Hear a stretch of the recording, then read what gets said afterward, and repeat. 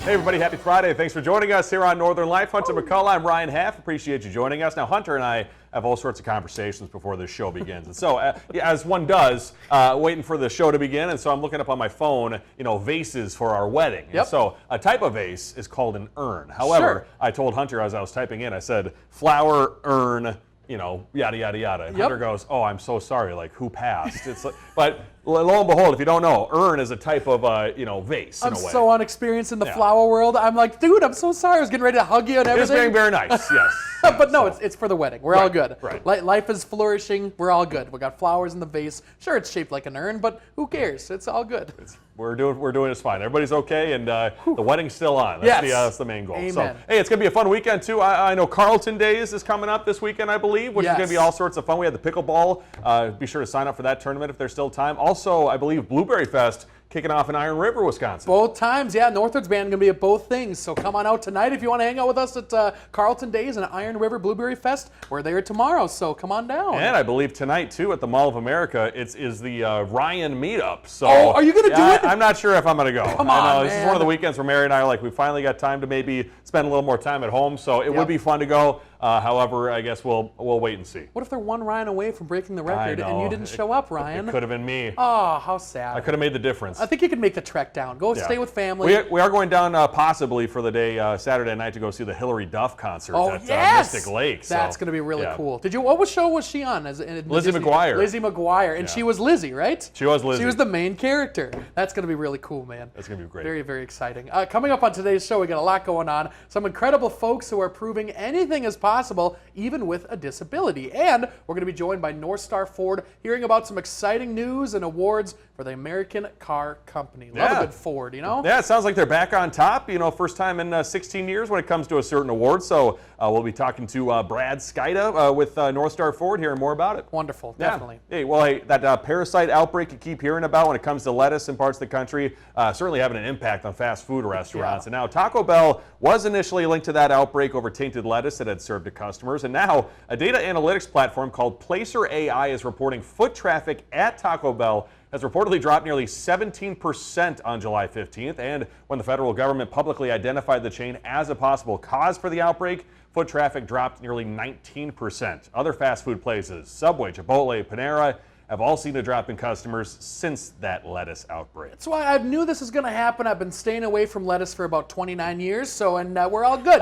So far, no issues in the old stomach, so that's all good. Now, if there wasn't a lettuce outbreak, if you had lettuce, maybe you think your body would react to it like a parasite then? Probably, honestly, but like, what the heck is this stuff? I don't know what on earth are you doing to my body. Yeah, but it's just any lettuce now. Anything that's like green, you're like, okay, I got to take it easy. I don't know if it's going to be a problem. Yeah. Seriously, and can you imagine how bad it is for a brand like that? I haven't been to Taco Bell since it happened. Yeah, that's I think horrible. I have. I think I definitely have. So, Did you any issues? No issues. You're all good in the basement. You're all good. I think so. Okay. I think so. But Ben Reed made tacos for our for my bachelor party, and he brought his own homemade cilantro. So shout out to Ben for making sure nobody got the outbreak. Nobody else got the outbreak. Yeah. Can you microwave the lettuce and make the thing go away, or is that weird to microwave lettuce? I guess I'm not sure. Probably would taste horrific. It'd be horrendous. Yeah, it might kill it. I guess I'm not sure. Because you want the crispiness in the lettuce. So yeah, like cold lettuce. Oh, yummy. Yeah, yes. not hot weathered. No, lettuce. gross. Yeah. Weathered. Well, there will be no shortage of Dr. Pepper for a Texas household over the next year. That is because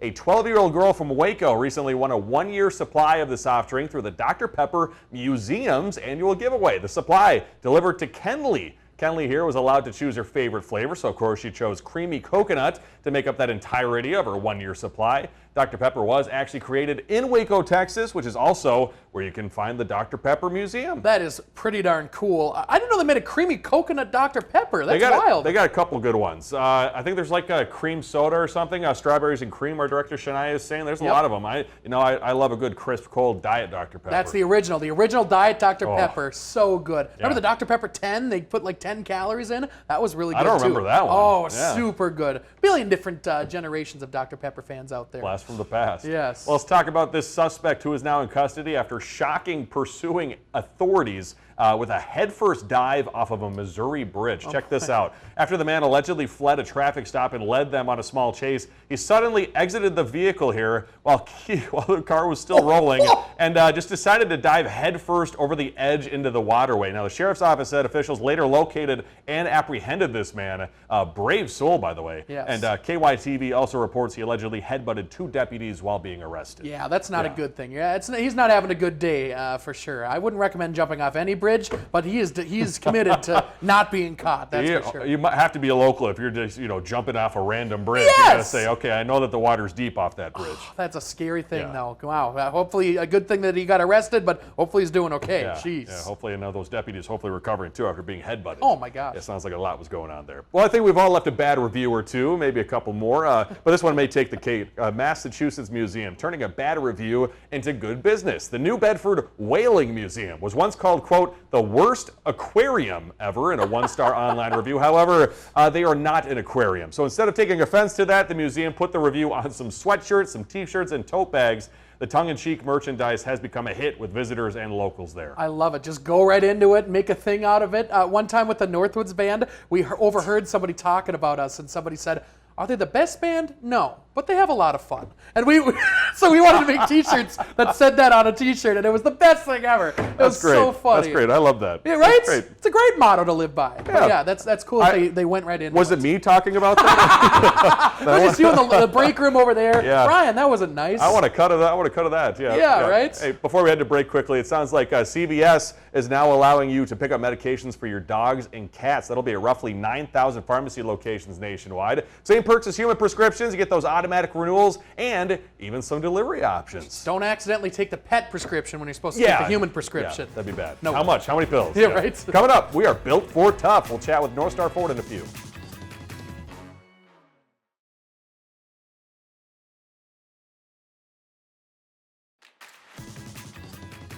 Welcome back, folks. Ford is celebrating a big win after topping the latest J.D. Power initial quality study. And joining us now is Brad Skida from North Star Ford to explain what exactly that means for drivers and car buyers. So first off, Brad, thanks for joining us this afternoon. You're welcome. And, excited to be here. It's super crazy. I mean, obviously, this is a huge win for Ford in general. And can you talk about what exactly this initial quality study award means? Well, it's a real marquee issue that all brands strive for, to have the best quality. It's a huge element in consumer purchase habits. Obviously, it kind of determines the overall quality of your brand. And the most recent study through J.D. Power, which is the company that typically does the study, has awarded Ford the #1 initial quality in the automotive industry in mass market brands.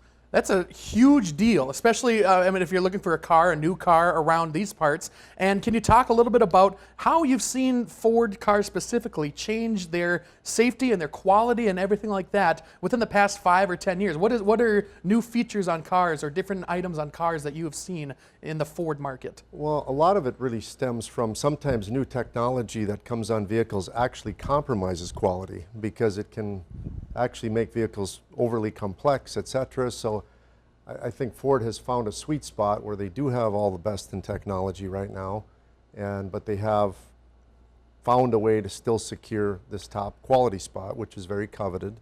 So yeah, it's all brands are very, very good nowadays. There really is no bad brands, but it's awesome to see an American brand win this award, for Wonderful. And you kind of explained the difference a little bit between the mainstream brands and then the luxury brands, right? So there's specific categories that this works with, right? There's really just 2 categories. One is the luxury side of the ledger, and this most recent survey showed that Porsche and Genesis were at the top there. But in the mainstream brands, which is more your GM, Chrysler, Hyundai, Kia type, Toyota, Honda, Ford was the #1 quality in that area, in that division. So yeah, exciting. That's huge, absolutely. And when folks come into the dealership and they have all sorts of questions, what specific questions or items are folks looking for when they're actually looking for quality and items like that when it comes to a vehicle? Well, I think nowadays so many of the consumers have done their research prior to even coming to the store. The average visit nowadays of number of stores people go to is down to just slightly over 1 visit before purchase. which 30 years ago that was like 7. Yeah. So with the advent of the internet and AI, it seems like most people have done their research and kind of made their decision before they even get to the store, or even somewhat pre-purchase the vehicle, but just want to come in and do a final test drive. And the F-150, the Mustang, the Super Duty, they all have won top honors in their segments. Correct. Are you seeing like a certain type of vehicle that folks are gravitating towards out of those three, or any of them in general? Well, in general, Ford has always been known to be an extremely strong truck brand. Yep. Obviously, the F-150 is the #1 seller in that segment for 49 years running, which is an incredible feat in itself. And Ford is celebrating another element this year by being voted as one of the most iconic American brands ever to be a manufacturer in the United States, and has over 80% of its vehicles built in the United States, which is another really cool thing as we celebrate our 250th anniversary as a country. So.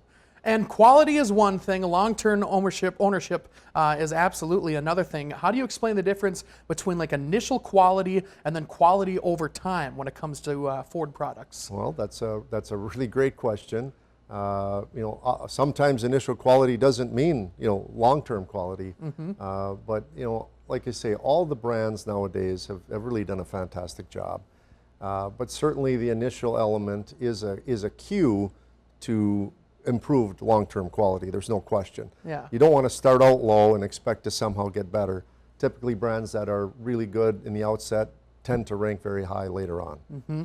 And when folks are looking for a new vehicle, what should they be looking for when it comes to Ford or any brand when they're test driving a vehicle or anything along those lines? Yeah, I think do your homework, but don't go to the point where you still want to drive the vehicle. We do have consumers nowadays that, I'm not saying get ahead of themselves, but it's an enormous investment, huge purchase, second largest purchase you'll ever make other than your home. So I think to do all your research, but still make sure you drive the vehicle before you buy it. I know it sounds quirky and silly sometimes, but it's far too big of an investment.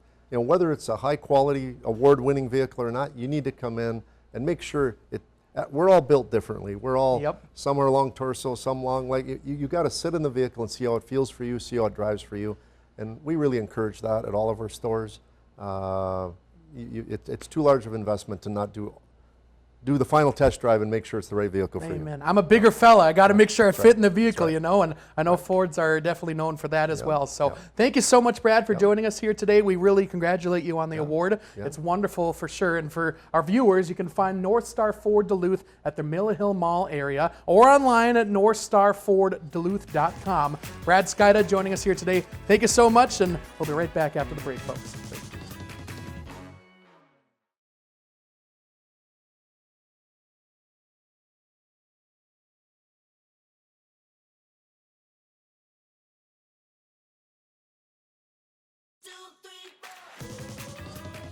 Welcome back, folks. A huge thanks to Brad, of course, for hanging out with us during that last segment. And also want to mention that Ford won the most iconic brand of 2026 in Time magazine this year. Not just car brands, any brand that was made in the United States. Brand. It beat out Apple, it beat out things like that. And you think about it, like Henry Ford, I mean, come on. Ford is such an iconic brand, started back in the 20s, whatever it was. I mean, just very iconic. Yeah, super iconic. I believe my grandfather had a Ford pickup truck, and I remember it so vividly. We all sat on that bench seat in the front. And especially if you were the one grandkid, you got to be in the middle and buckled in with each grandparent on both sides. Pretty special. My grandpa was part of a Model A club. He had an old 1929 Model A. Oh, it was the coolest thing ever. Did you have to crank it at all? Or? No, it wasn't a crank start, but he definitely had to work on it a lot because it's such an old car, you know. Well, congrats to Ford. Hey, competitors from all over the world are in Wisconsin for a World Horseshoe Tournament, and one of them is a Wapaka, Wisconsin woman who has defied the odds. Paula Kobelman is legally blind. She suffers from a progressive disease that affects her vision, as well as some nerve damage, which makes it difficult to walk and keep balance. However, even though the disease limits her sight, it does not limit Paula's desire to keep playing horseshoes. How on earth do you even do that? That's absolutely amazing. That is incredible. You must just kind of hone in the sense of like how hard you're throwing it and just know the finesse. It must be amazing. Yeah, I gotta say, horseshoes hard enough to play as it is. To fight through that too and to be able to succeed is pretty awesome. Very good for her, that's for sure. Most of us will never fly an airplane, definitely myself included, but a Wisconsin woman is doing it despite a disability many would say should make it impossible. Yeah, Maureen Dudley shares her story. I was actually terrified of flying. I was afraid of losing contact with the ground, and it has been a lifelong fear. And I thought, what better way? Because I speak to people as a motivational speaker, I say, don't let fear stand in the way of an opportunity. In 2008, Cox became a pilot and has been flying planes since. Being the first armless airplane pilot has been shocking to many. They're like, how do you do it? It's impossible. But it isn't impossible for Cox. But I use my feet on an unmodified airplane.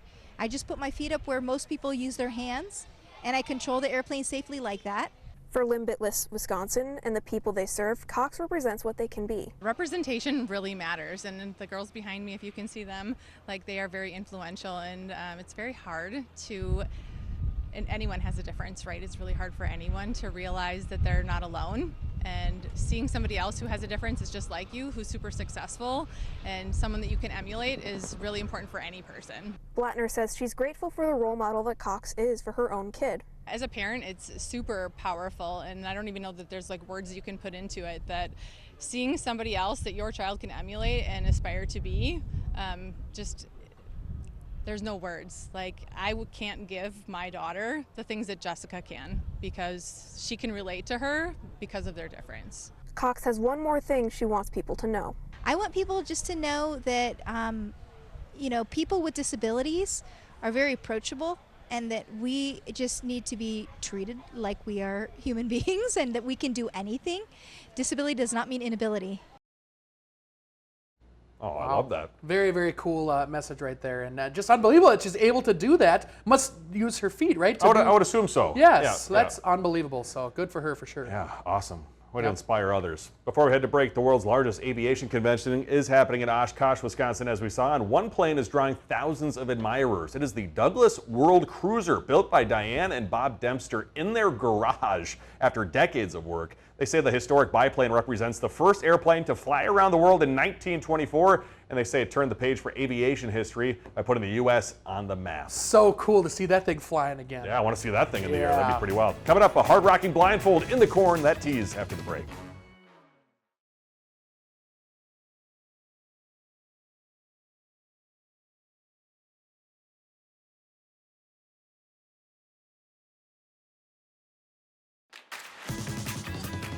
All right, folks, next week starts our Tour de Wisconsin, as I'm going to be taking Ryan over to Mason. We're going to be stopping by the Concert in the Corn, showcasing their weekend concerts coming up next month, while also enjoying a few fun corn-related games. It was an absolute blast. Look at for that sure. guy. I know those two folks right there. Maybe that individual as well. Sure, sure. Our old director, Seth Anderson. Anderson, rocking the Yes. hat. So should be a lot of fun. Yeah, the games we played were a lot of fun. And then we'll also talk about, too, how that concert continues to grow in the wonderful community of Mason, Wisconsin. Pretty cool. It's unique to that, northwest Wisconsin, out in the middle of nowhere. All of a sudden, there's this huge festival. Yeah. It's so cool. Yeah, and a lot of big names, too, coming Yes. this year, coming up next month. But before we go today, here's a snack that could be perfect for tailgating at said event. Cheez-It and Coors Light teaming up for beer cheese flavored crackers. They say fans already love reaching for a cold Coors Light when they're snacking on Cheez-Its on game day. So this is a way to bring that crisp, refreshing beer flavor to life in a real deal beer cheese flavored snack. It just made sense. They're available starting next month in August while supplies last at retailers nationwide. Beer cheese sounds so good. I bet that's fantastic. Oh, it's got to be so good. I Yeah. mean, who doesn't like Coors Light and who doesn't like Cheez-Its? I mean, the two of them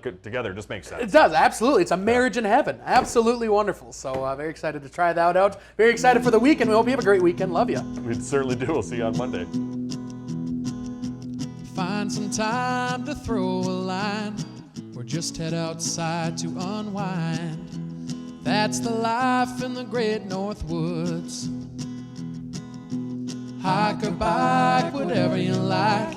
Get out in the day, enjoy the night. Yeah, we got the life in the great North Woods. Yeah, we got the life in the great North Woods. Yeah, this is Northern Life.